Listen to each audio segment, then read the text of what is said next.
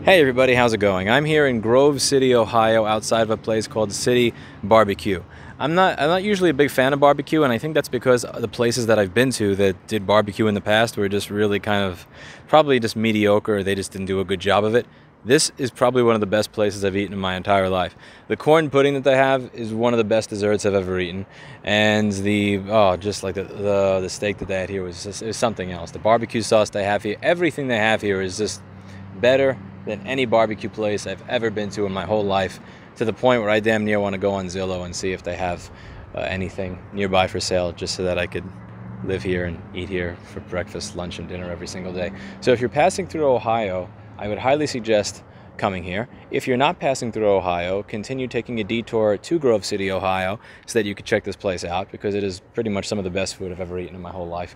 I have to pass through Ohio when I visit my father, who lives in Wisconsin, and I'm deaf every single time I go to visit my dad. I'm getting my food here on the way.